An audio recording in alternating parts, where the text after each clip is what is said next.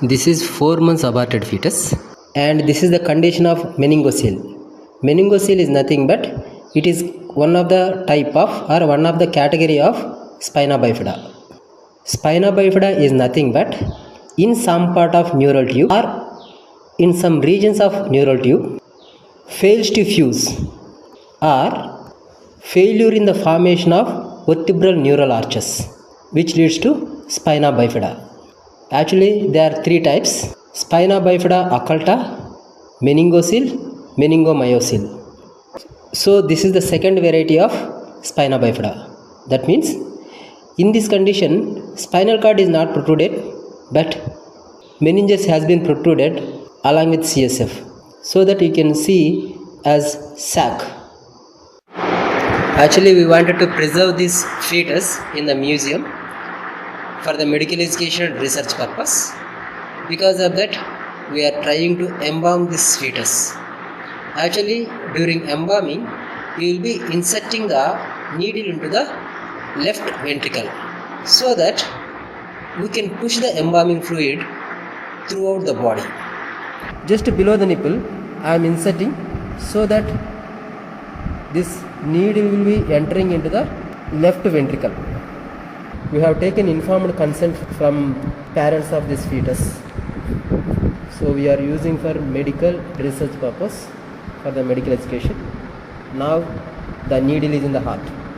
So see, little amount of blood came. So we are pushing the embalming fluid.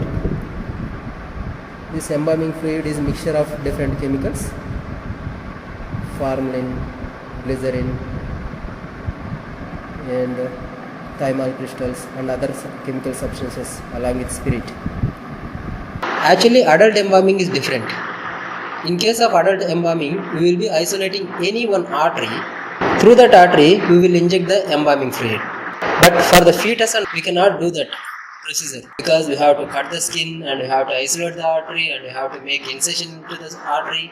Because of that, just we will identify the apex of heart and we will introduce the needle into the left ventricle. Then we will inject the embalming fluid so that embalming fluid will reach throughout the body and fetus will be embalmed. So that procedure we are going to do now.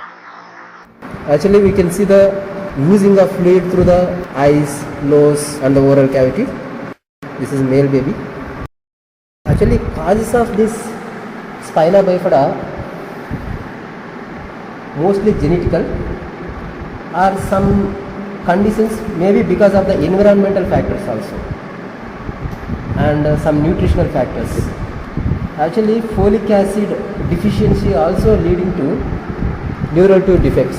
That means women during pregnancy, folic acid supplementation should be taken. So because of the folic acid deficiency also neural tube defects will happen. And some medications like anti-epileptic drugs like valproate and carbazepine, those drugs, what they will do, when the pregnant woman is taking those drugs prevents the utilization of folic acid by the body.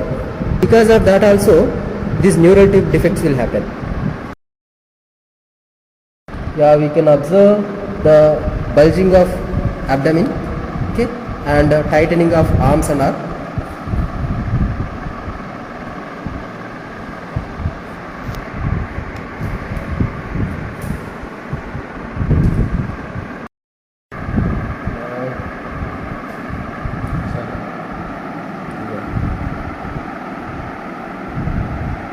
Now it's embalmed actually, totally.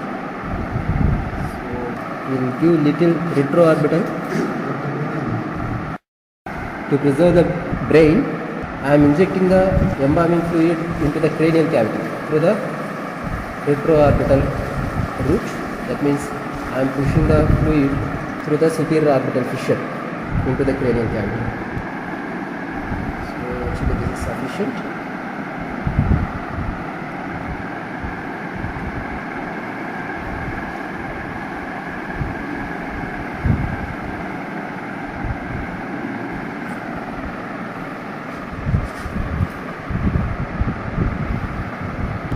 Yes, now the fetus has been embalmed, so we can observe the tightening of the limbs and the different parts of the body. So now it is embalmed. Now we have preserved this fetus. We will be keeping this fetus in the museum for the purpose of medical education and research. Thank you.